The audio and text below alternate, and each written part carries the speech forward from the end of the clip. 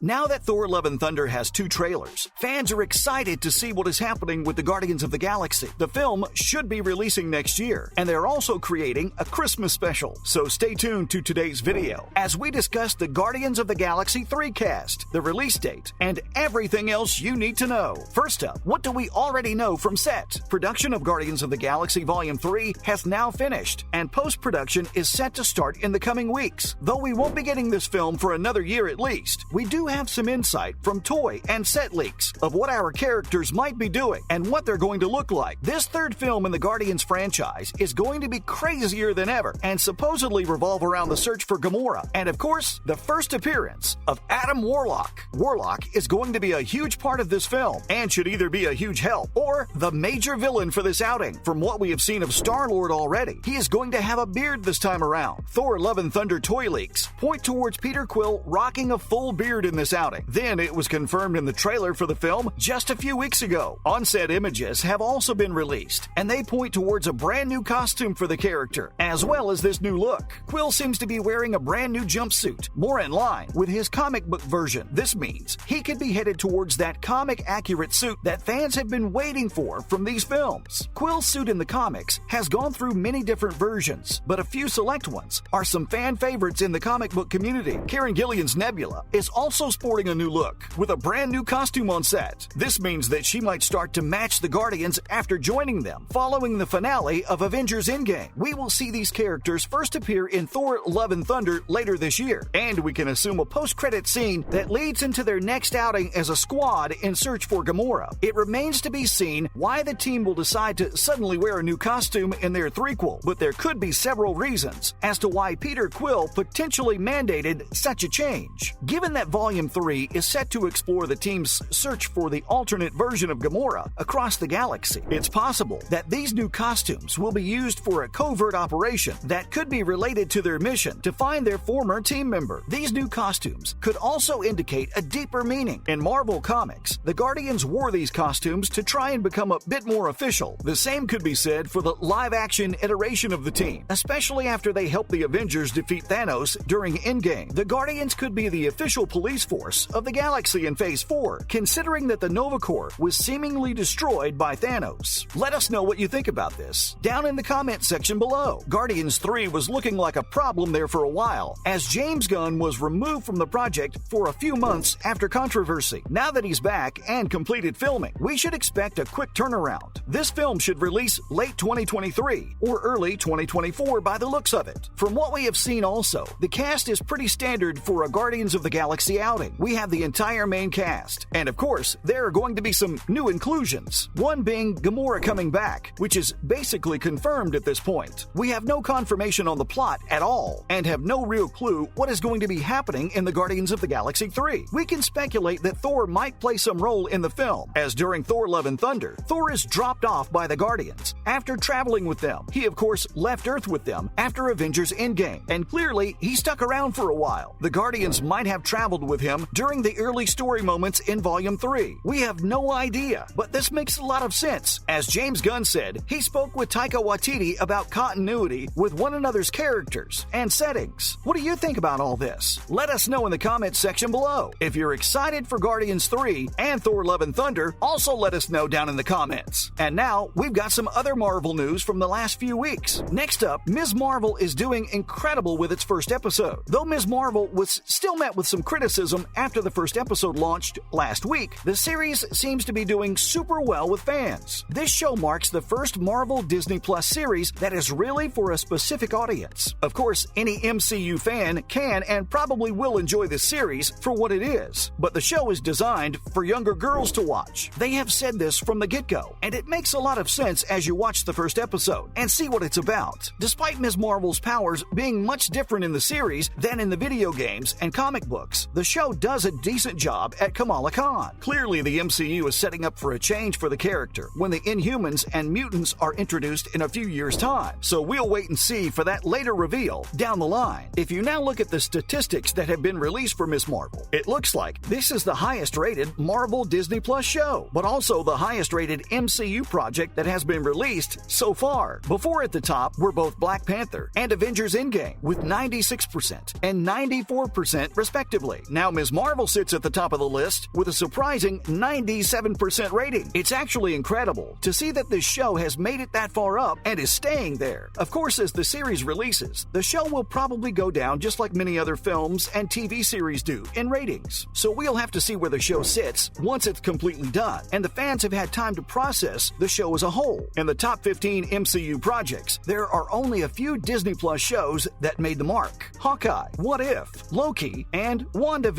Clearly, if Ms. Marvel can stand out and above these other amazing series, it's doing something right. Ms. Marvel has a very specific audience, so it makes some sense that others might not like it in the long run. What do you think about the show? Let us know down in the comments below. Despite scoring so well, a second season of Ms. Marvel is not guaranteed. We know for a fact that Ms. Marvel is going to appear in The Marvels in 2023, so that may have always been the plan, rather than there being a second season of the show. We've seen this with a few successful series, where some have been left in limbo, and others have transitioned into film. Only 2 Disney series have confirmed second seasons right now: What If and Loki. As it was noted before, the series was set to be review bomb and has been on many other sites like Rotten Tomatoes. They did delete the vast majority of the spam, but other platforms like IMDb have struggled. Ms. Marvel sits at 1 star on IMDb because of the spam and fake ratings. It's such a shame because this show is doing super well, and it's clearly not bad at all. Well, at the end of the day, the fans speak loudly. So what do you think about Ms. Marvel and its reception so far? Please let us know down in the comments section below your thoughts on this entire thing. And that's the end of today's video. Marvel has been creating some amazing products recently, and we can't wait to see more down the line. They have been consistently releasing projects each few months, from Doctor Strange in the Multiverse of Madness, Moon Knight, to, of course, the most recent, Ms. Marvel. These projects have all been great, and they show the great storytelling of Marvel. Hopefully the future is still as packed as it is right now, because fans cannot get enough of these stories. Of course, things might slow down soon, and that's to be expected, but we do want sooner rather than later. Hopefully you enjoyed this latest video. If you did, please let us know down in the comment section below. It would be very helpful. Make sure to like the video and comment, and of course, subscribe to the channel with the notification bell rung. Thank you for watching today's video. Bye!